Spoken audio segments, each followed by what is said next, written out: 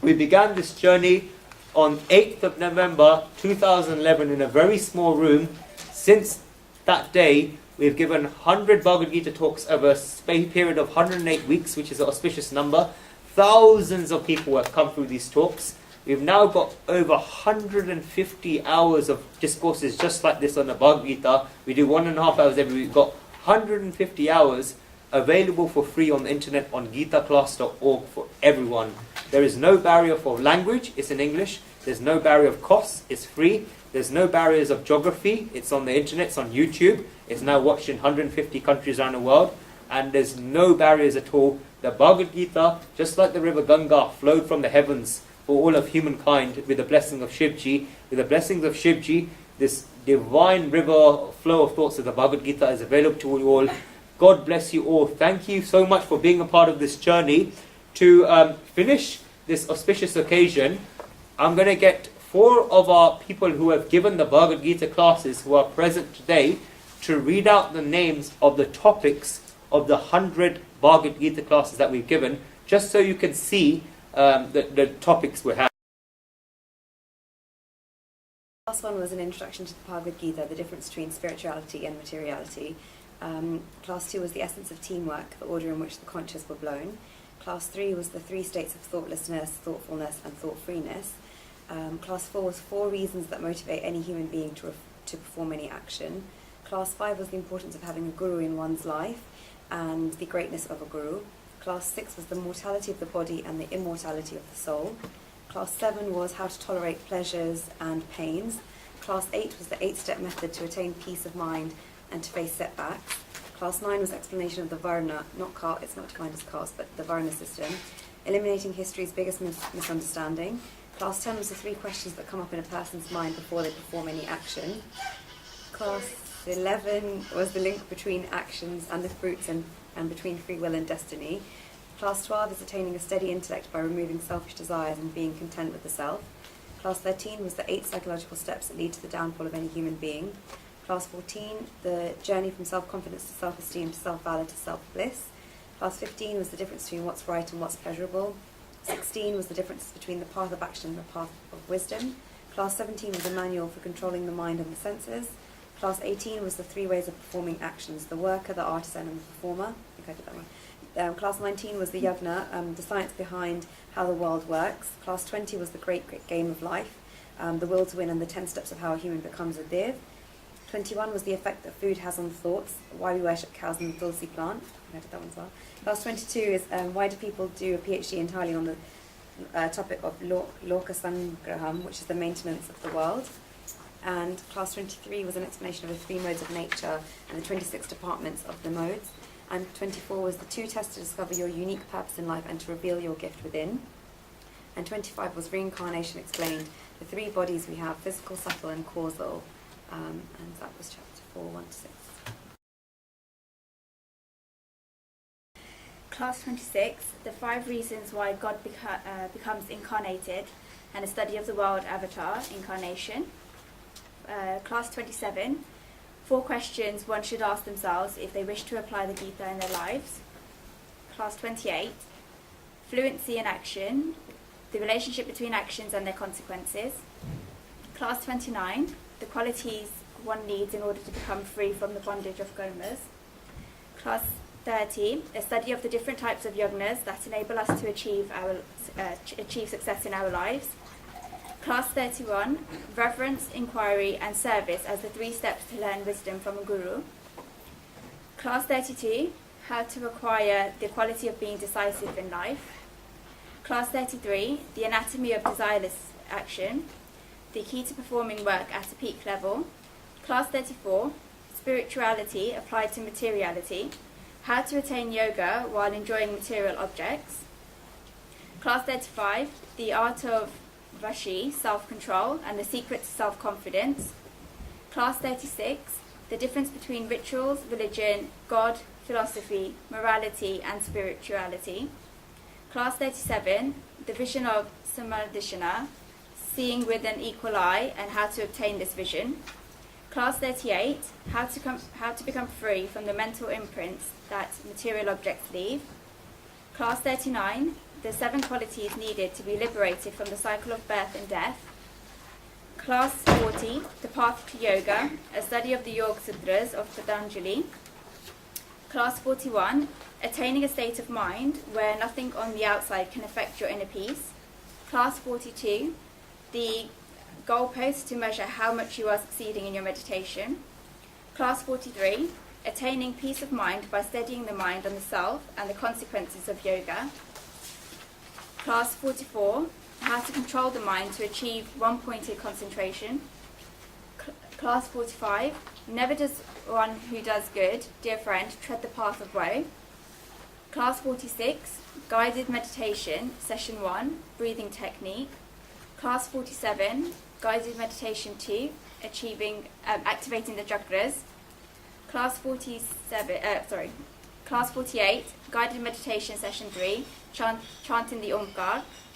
Class 49, the relationship between science and spirituality. Class 50, wisdom after knowing which there remains nothing left to be known in the world. Class 51, the 8 components that make up the world, earth, water, fire, air, ether, mind, intellect, and ego. 52, love and marriage, the revolutionary nature and greatness of ShreeKrushna. Class 53, the divine Maya illusion of God, its purpose, its origins, its features, and why it is divine. Class 54, the 4 types of devotees that come to God. Class 55, why idol worship is human nature, and 5 qualities that come to a person who meditates on an idol of God. Class 56, why God is both manifest and non-manifest, seeing the supreme consciousness residing in the form. Class 57, the 7 questions that form the foundation of spiritual thinking. Class 58, the distinguishing features that between matter and consciousness. Class 59, the power of the human mind and how we can remember God at the time of death to make death a beautiful experience. Class 60, how to free yourself from the prison of your thoughts through Yogbal, the power of yoga.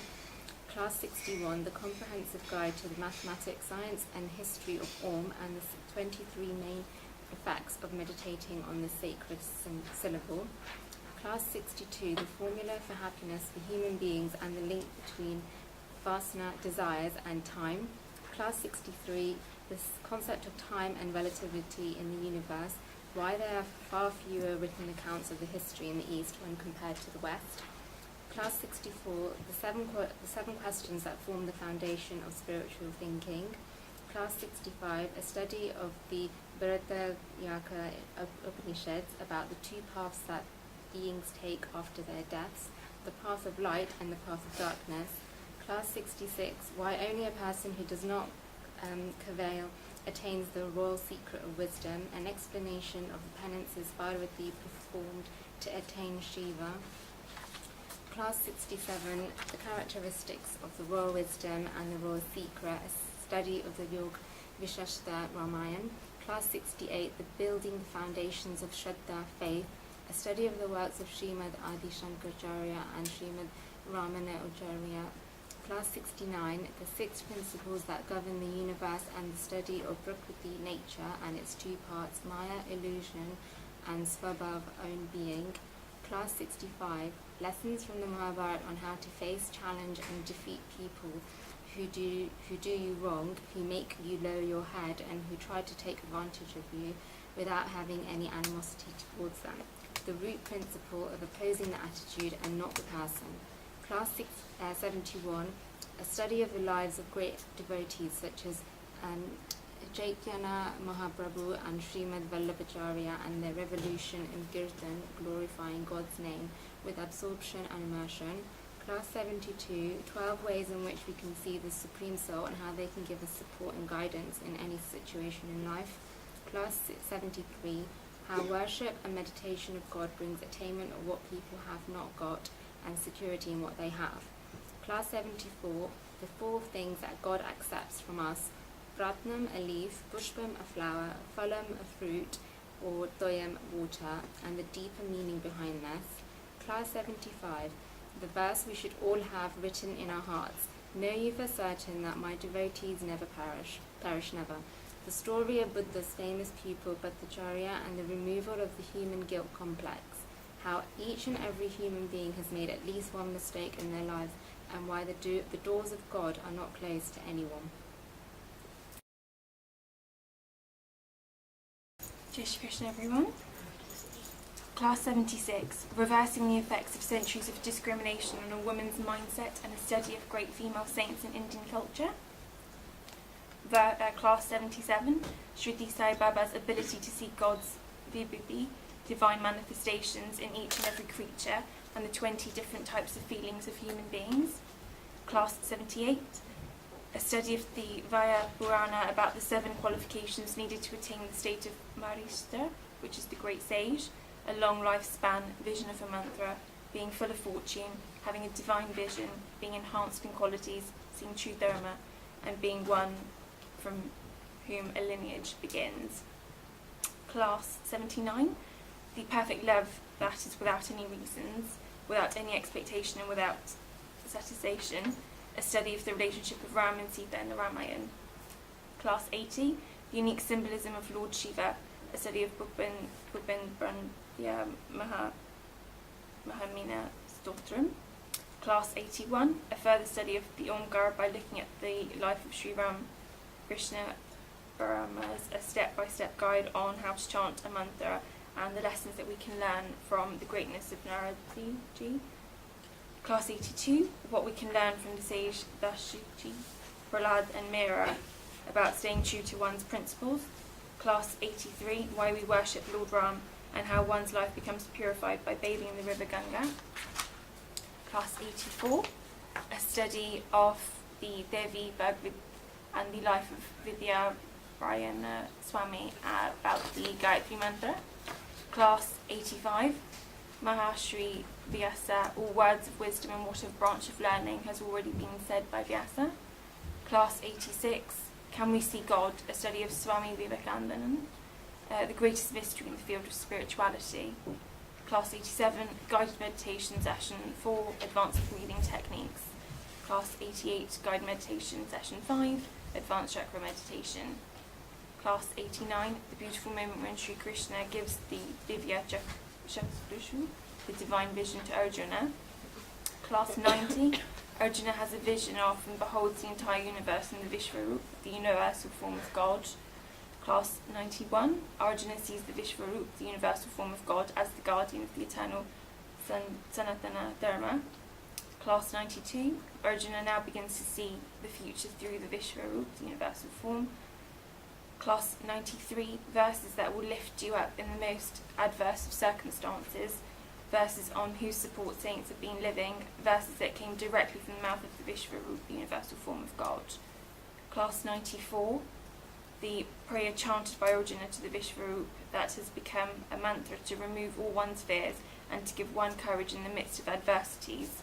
Class 95, the ultimate test of true love towards God or a person, Arjuna's feelings of intense love and his plea for forgiveness from ShreeKrushna. Class 96, the sutra formula for bhakti, i.e. devotion. He who does work for me, he who looks upon me as his goal, he who worships me free from attachment, who is free from enmity from all creatures, he comes to me. Class 97, the foundations of bhakti, devotion. God is here, God is now, God is in me and God is mine. Class 98, why we worship forms of God and why it is natural and straightforward for the mind to become concentrated on a form of God. Class 99, practical techniques to make the mind and intellect focus on the Supreme Soul, how to recognise your own strengths and weaknesses, and a look at the history of the world to see how the human intellect has developed over time. And finally, the first and second sets of qualities of an ideal devotee, he who has no ill will to any being, who is friendly and compassionate, free from egoism and self-sense, even-minded in pain and pleasure, forgiving, ever content, self-controlled, unshakable in determination, and with mind and understanding given to the Supreme Soul. That, ladies and gentlemen, is class 100. First and foremost, I'm eternally grateful to our ShreeKrushna, otherwise we have not have met through these talks. I'm thankful to Arjun, who with his fingers played the strings of the sitar, the musical instrument by the name of ShreeKrushna. If a sitar is sitting in a room and there's no one to play it with their fingers, then the sitar will stay there for years and years. You need someone to play it with the fingers. And in my opinion, Arjuna is a musician who played the music of ShreeKrushna's philosophy of life and therefore brought it to us. I'm grateful to Maharishi Vyas, who wrote the words of the scriptures so that we can read it to this day. I am thankful to our great Rishi tradition. This is a great yagna of a vast amount of wisdom, and what we can see is probably about 100th part of it.